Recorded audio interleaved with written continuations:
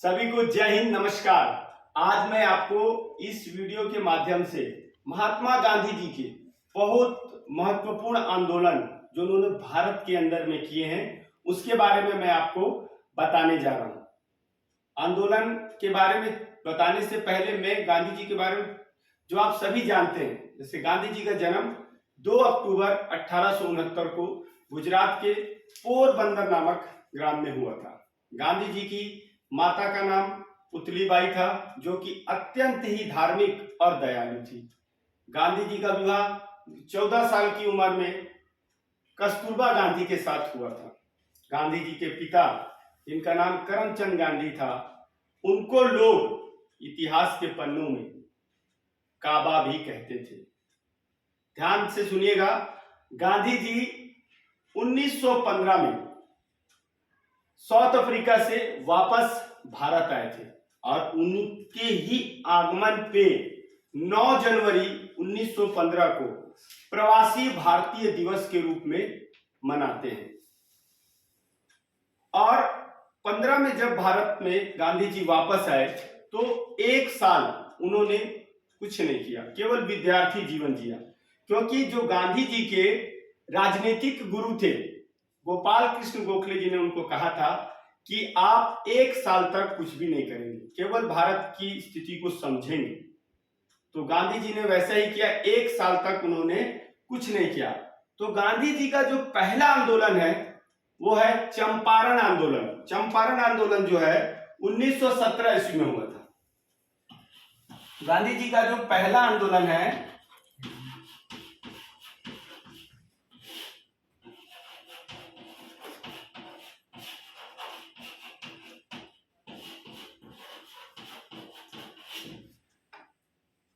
इस आंदोलन में क्या है, ये चंपारण आंदोलन बिहार के एक जिले में चंपारण में अंग्रेजी जमींदारों द्वारा किसानों को जमीन के 1/3 हिस्से में 3 कुटिया पद्धति के अंतर्गत नील की खेती करने को कहा गया था।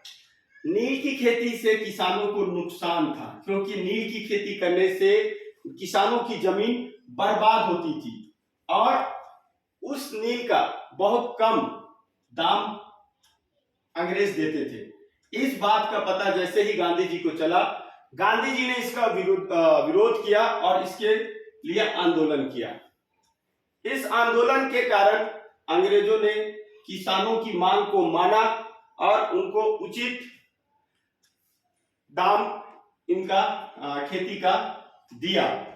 यहां पर जो गांधी जी का इसके बाद दूसरा आंदोलन जो है वो है खेड़ा सत्याग्रह। दूसरा आंदोलन है वो खेड़ा सत्याग्रह।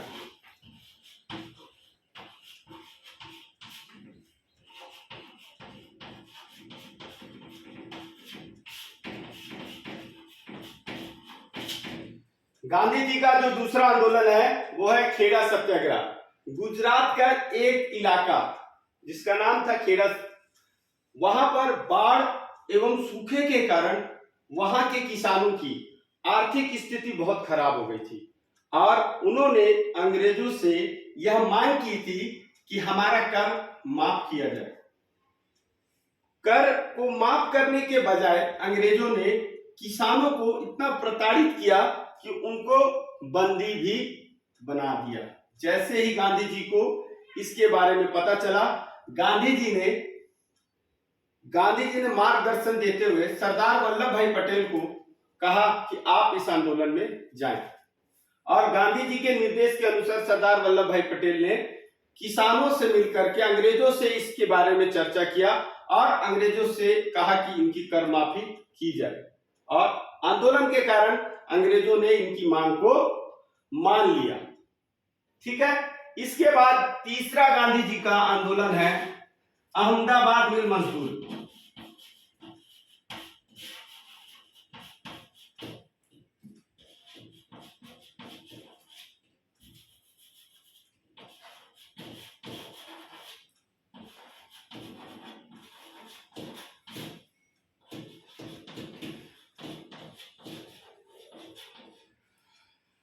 ये अहमदाबाद मिल मजदूर आंदोलन क्या है?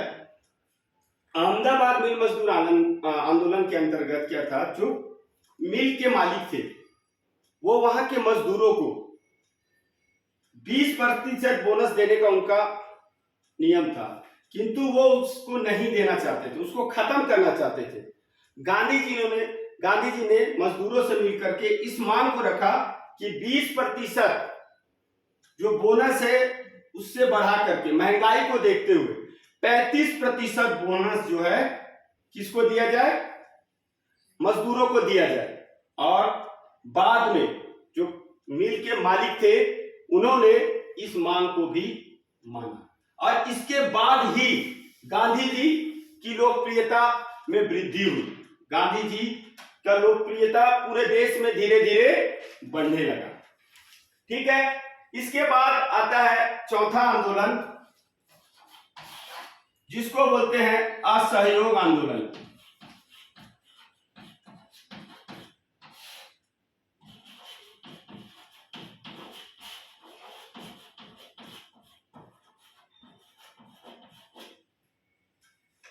चौथा आंदोलन था असहयोग आंदोलन, जो 1920 में हुआ था।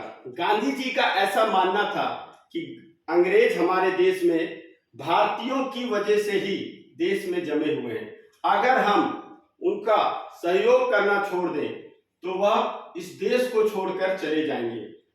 सहयोग करना छोड़ देने का मतलब यह है अंग्रेजों का बाल काटना, नाखून काटना, दाढ़ी बनाना, कपड़े सिलना, उनके जितने भी काम हैं, उनके कपड़ों का त्याग करना, जितने भी अंग्रेजी वस्तु थे उनका त्याग करना इसके अंतर्गत शामिल था।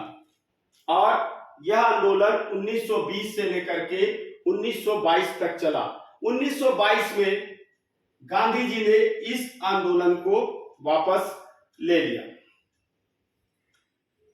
ठीक है, उसके बाद आता है आपका पांचवा मुख्य आंदोलन है गांधी जी का, सविनय अवज्ञा आंदोलन।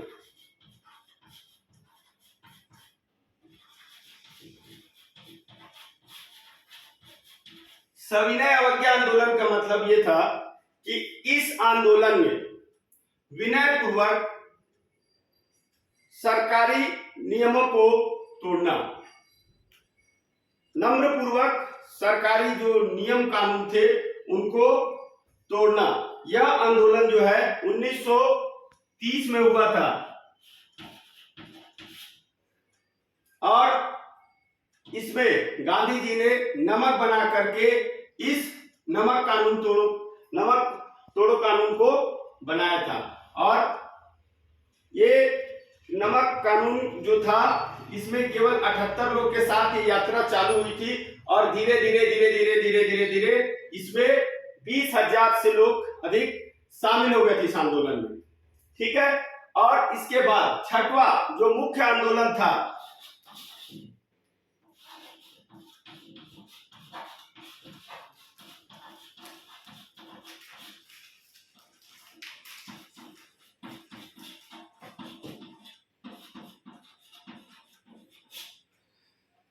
गांधी जी का सबसे मुख्य और भारत के लिए बहुत ही इंपॉर्टेंट था ये आंदोलन, जिसका नाम था भारत छोड़ो आंदोलन। यह आंदोलन 1942 में हुआ था। इसी आंदोलन के दौरान गांधी जी ने एक नारा दिया था, करो या मरो का नारा दिया था। इसमें पूरा देश अंग्रेजों के खिलाफ था, और अंग्रेजों को इस चीज का एहसास हो गया था कि अब हमें यह देश छोड़ना पड़ेगा। पूरी भारत की जितनी भी जनसंख्या थी, जितने भी लोग थे, पूरे लोग बहुत ही विरोध था अंग्रेज का, इतना ज्यादा विरोध हो गया था कि जिससे अंग्रेजों को हमारा देश छोड़ने पर मजबूर होना पड़ा। और ये हमारे आजादी का सबसे प्रमुख आंदोलन था। और इस आंदोलन में गांधी जी की बहुत महत्वपूर्ण भूमिका रही। गांधी जी ने जितने भी ये आंदोलन चलाए, ये आंदोलन गांधी जी ने आजादी के लिए बहुत महत्वपूर्ण योगदान हमारे देश में दिया। यही मेन है, गांधी जी के मुख्य आंदोलन जो है यही है। सबसे पहले फिर से मैं बता देना चाहता हूं, चंपारण 1917 में हुआ, खेड़ा सत्याग्रह 1918 में हुआ, उसके बाद अहमदाबाद मिल मजदूर आंदोलन हुआ, ये भी 1918 में हुआ। उसके बाद 1920 में असहयोग आंदोलन हुआ, फिर 1930 में सविनय अवज्ञा आंदोलन हुआ और 1942 में भारत छोड़ो आंदोलन हुआ। गांधी जी बहुत बड़े आजादी के एक नेता के रूप में हमारे देश में जाने जाते हैं और उन्हें राष्ट्रपिता की उपाधि से सम्मानित भी किया गया है और हमारे देश के राष्ट्रपिता भी कहलाते हैं। और इसी के साथ मेरा आज का ये वीडियो यहीं पर समाप्त होता है। धन्यवाद। जय हिंद।